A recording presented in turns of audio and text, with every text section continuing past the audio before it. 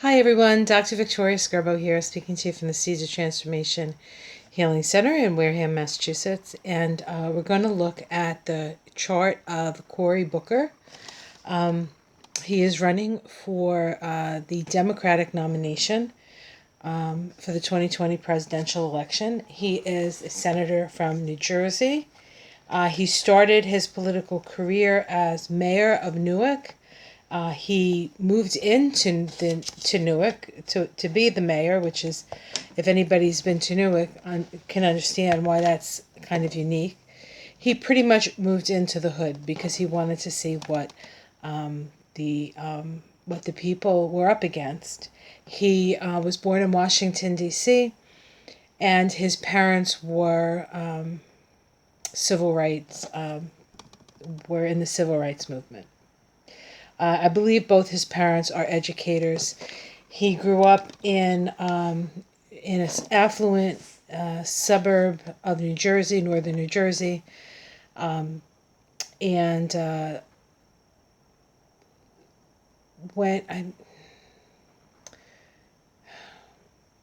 not sure if he went to Howard University or not for his doctorate, but he is a very he's a different sort of politician. He's a different sort of candidate. And he's a vegan. He's not married. You know, the stuff that makes people nervous, I guess.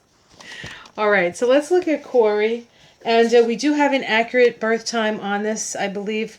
I got this offline, or online, I should say. Off online. Anyway, I got it online. And his birthday is April 27th, 1969. He was born at 1:10 a.m. in Washington, D.C. And here we have his chart right here. And we're going to look at this chart from the perspective of evolutionary astrology, of course.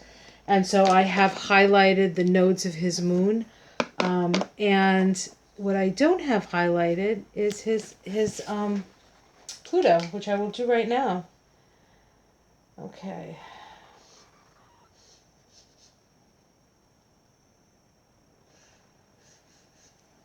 So,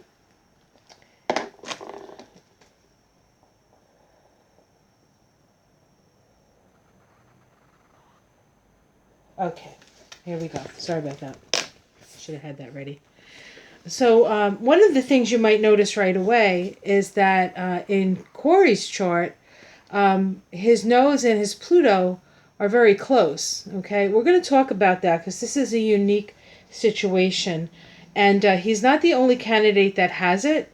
Marianne Williamson also has this configuration in her chart, although she has Pluto in a different sign because she is of the Pluto and Leo generation. So let's take a look at Cory's chart. And one of the things that you can see right away is that he has I don't know if you can see this, I have it sort of dotted line. He has a kite formation created with along his nodal axis here. He also has, I don't know if you can see this, this is like a rectangle. He has something called a mystical rectangle. Mystical rectangles are made up of 4 points, 4 or more points actually, but 4 points definitely, that 2 of them are trine to each other, and then they're sextile across, also sextile. And so this is a very interesting configuration, and generally a pretty pleasant configuration. Both of these larger pattern configurations are seen in people who are both successful and just pleasant, just like nice people to be around, really. Especially the mystical rectangle here. There's a lot of flow, but there's also a lot of curiosity and ability to communicate the more flowing aspects of the chart. Okay, so I want to point out before we get to Pluto that he has an Aquarius ascendant. Okay, Barack Obama had an Aquarius ascendant. Aquarius ascendant have a tendency to sort of step back. So their persona is very sort of laid back, and we can see that in Obama. We could see that in Cory Booker for sure.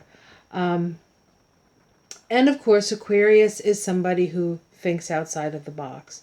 So he's going to be unusual. And again, as I said, he's unmarried and he's a vegan. So that's pretty unusual. From Newark, which is unusual.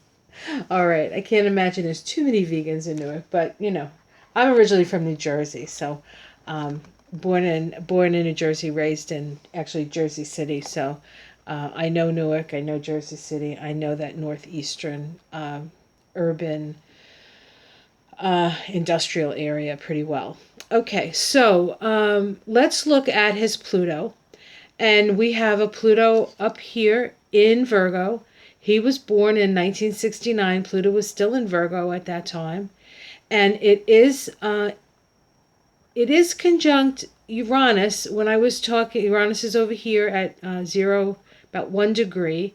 It's a wide conjunction. And if you remember when I was talking about Kamala, I always do that to you. When I was talking about Kamala, I was saying that Pluto and Uranus were in a balsamic conjunction to each other. Here we have Pluto and Uranus in a new phase conjunction. And so you can even sense the energy difference between Kamala and Cory if you move into their energy. Kamala is very much more sort of reserved, reticent, like that Pisces energy of sort of like, there's almost like a quality of hiding with her. Not to say that you run for president, you can't be hiding too much, but we can see that, we can sense that in her energy. Whereas Cory comes off like I can only think of like a happy puppy. Like he's just, it's not that he doesn't get angry and he doesn't get upset and he doesn't fight, but there's this friendliness, right? There's this sort of like, hey, every day's a new adventure, which is very Aryan, okay? And so we can see that in his chart here. So he has Pluto in Virgo, and so he has a deep desire to be of service. He wants to fix things. Okay. But his Pluto is in the 8th house. And so Pluto is very comfortable in the 8th house. And generally when you look at Pluto in Virgo, and then by house and sign, right? By sign, it's Virgo. By house, it's Scorpio.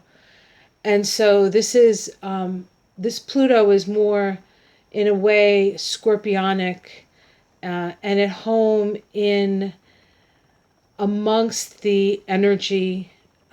This is somebody who likes to be in the middle of, and that's probably why he lives in the hood in Newark and still does live in the hood in Newark when he's not in Washington, because he is comfortable, sort of in the milieu, right? In the milieu. Now he also has Jupiter here.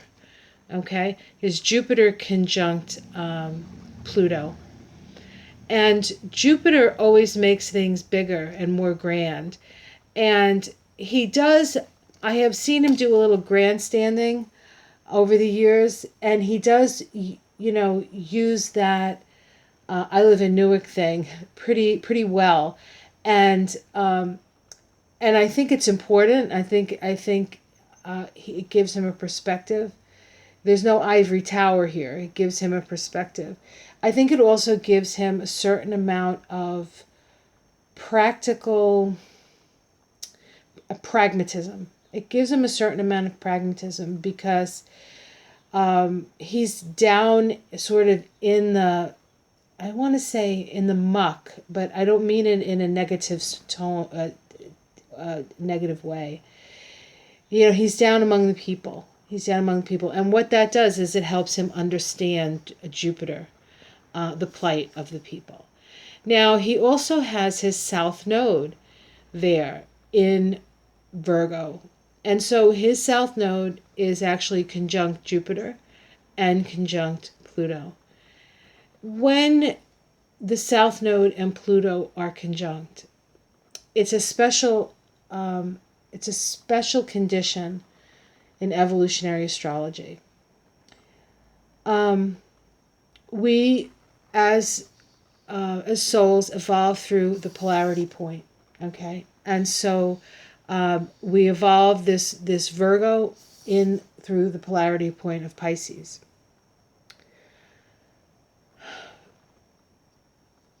The polarity point of Pisces is conjunct his North Node. But when you have Pluto conjunct the North Node, it usually takes two cycles of Saturn before you actually start to move into that North Node. Okay? It isn't until he has his second Saturn return that he's going to really sort of fully embody his destiny. One of the things that can happen with this configuration is there's a sense of victimization that he can identify with. When you have Pluto conjunct the South Node, you will oftentimes have to relive certain experiences. But within that, there's also great talents and abilities that you can bring forth from your past lives. Generally, when you have this configuration, you tend to get stuck. Now, one of the things that people talk about with Cory that people are concerned with is his connections to the pharmaceutical industry. I think is one of them, and maybe the chemical industry. I think it could be the chemical industry. Two very big industries, of course, in New Jersey, and politics is a dirty game, really. And so, sometimes you have to make agreements with people that you would normally not want to associate with, or people who, may not be completely in alignment with your worldview. But you do it for a pragmatic reason. And that could very well be all of this 8th house stuff, because the 8th house rules other people's money. The 8th house also rules the insurance industry. And so I apologize for this, I'm not sure what his stand is on Medicare for all. I would guess that he is more for the gradual shift from Obamacare, expanding Obamacare, and then moving into Medicare for all. You can correct me on that, please, if I'm wrong about that. But I almost feel like he said something to Joe Biden in the last debate. If you're not in the neighborhood, or you're not in the party, you can't talk about it, or something like that. And that's very much this 8th house, this cluster of planets in the 8th house. And he does speak from experience, but ultimately he has to move from evolutionarily, he has to move into the 2nd house. And so he can't always identify himself with the victim.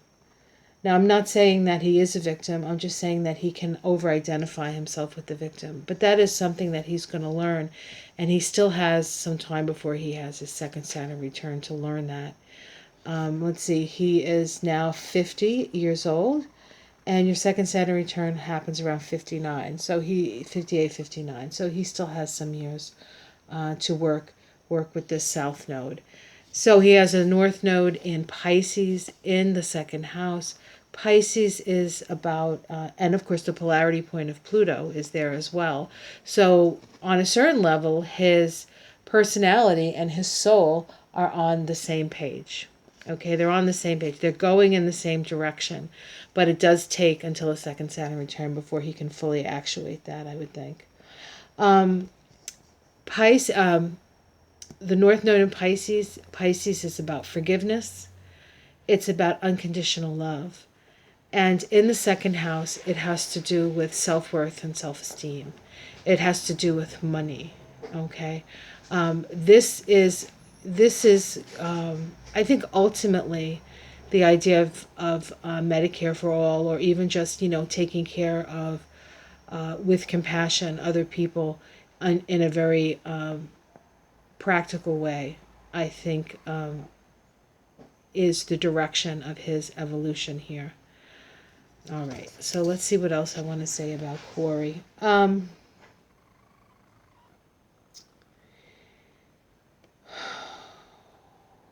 So let's look at a couple of other things with Cory. So Cory is oh, no wonder I couldn't I couldn't see it because I didn't have it up far enough. His sun is in Taurus, and he has Saturn in Aries. Okay, and they are in a conjunction, and so Taurus is a pretty grounded energy. He has it in the third house, so this is somebody who can talk up a storm. He has Saturn here, and Saturn in Aries sort of fires up that Taurus sun, even though Saturn is not necessarily that fiery of an energy. The fact that it's in Aries does, but it's not well. I believe it's debilitated in Aries. Saturn is debilitated in Aries. Saturn really likes structure, and Aries is all about new things. So there is a challenge here with actually creating the structure that's necessary because of the Aries energy. And it is in the last degree of Aries. And so it's sort of in a transition here. Let's see what else I want to say about Cory. Where is his moon? Okay, here we go. He has a moon in Virgo. Is that right? Hold on one second. I can't really see. Yes, sorry about that. He has his moon in Virgo. He has his sun in Taurus. He has a, again, I have to look. I apologize for that. He has a trine between his sun and his moon, and it's a Leo side trine. So this is somebody who can self-express. This is somebody who can inspire people with what they have to say.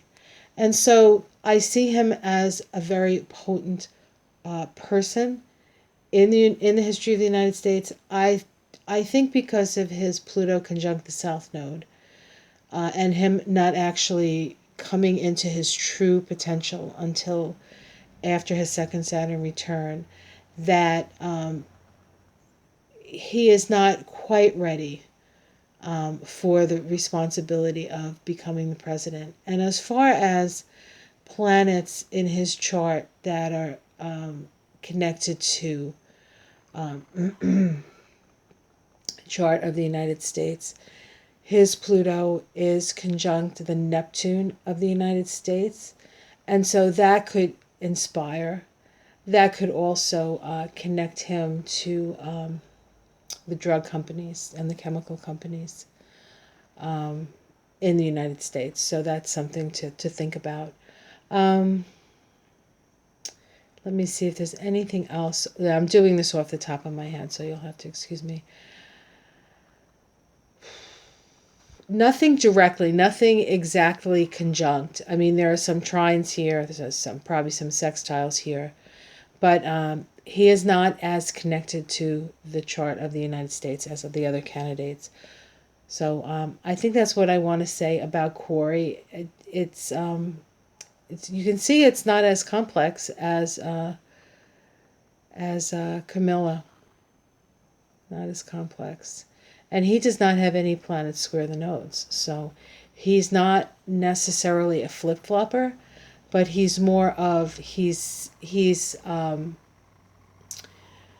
still developing into the person and the healer. This man is a healer. And yeah, this man has healing energy, and how he's going to utilize that healing energy You know, politically, he very well could do that. He has a Scorpio on his 10th house cusp, and so he is a transformer on a certain level. And so he's going to have a place. He's going to have a place in America for many years to come. But looking at this chart and the chart of the United States and the energy that I think we need to have right this moment in this time, I'm not sure that he's a strong enough candidate for the presidency. But we'll see, right? We'll see. All right, I hope you enjoyed that. Like and subscribe. If you would like a reading for yourself, you can contact me at my website, thecedrustransformation.com. You can email me at vickyskerbo@gmail, VICKI, my last name, at gmail.com. And I can do this for you. And I can do the numerology and Kabbalah as well. And we could do it all together. And it's a great reading. It's called the Kabbalistic Life Reading. I'll put a link below. Have yourself a great day. Bye.